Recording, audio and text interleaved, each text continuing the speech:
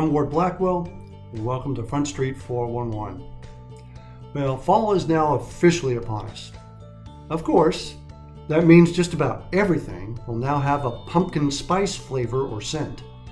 Not that we haven't been seeing that already this year from some companies, but as the pandemic drags on, passion for pumpkin everything may be rising to an unprecedented level.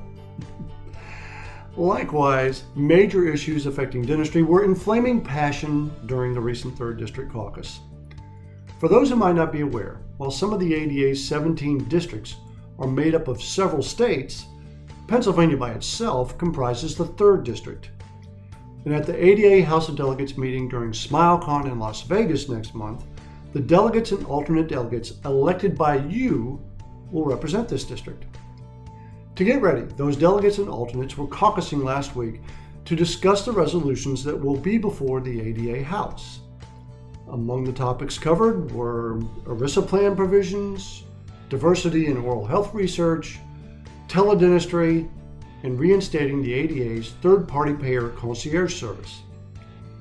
There will also be resolutions to which the 3rd District will be offering amendments, and those include adding gender-neutral language to patient freedom of choice policy, elder care, workforce shortages, and cannabis in dentistry.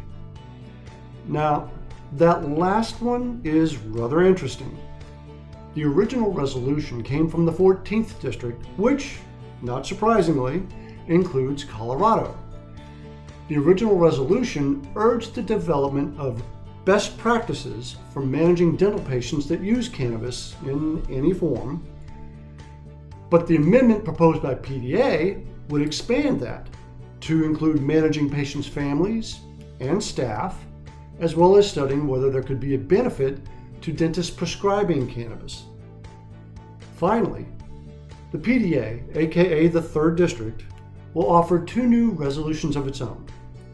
The first will ask the ADA to develop a program to provide retirement-related resources to member dentists. This can include assistance with such things as mental and emotional health, long-term care, and retirement finances.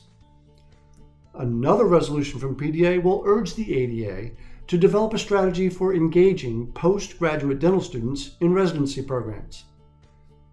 Now, if you want to know more about all these issues that are pending before the ADA House, just click on Leadership and Governance on the Member Center tab of the ADA homepage.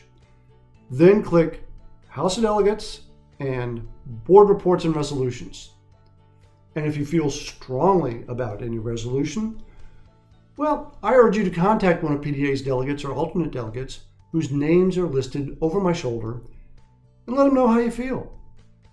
These are your representatives, elected by the PDA membership. And honestly, they need to hear from you in order to do the best possible job as your representatives. Speaking of doing a good job, I should mention that this ADA House of Delegates meeting marks the end of a 4-year term on the ADA board for our 3rd District trustee, Dr. Linda Himmelberger. Obviously, serving on the ADA Board of Trustees is a lot of work, but doing so in a pandemic takes that to a whole new level. And throughout, Dr. Himmelberger has displayed uncommon courage, dedication, integrity, and leadership while serving the dental profession. I would like to thank her sincerely for that.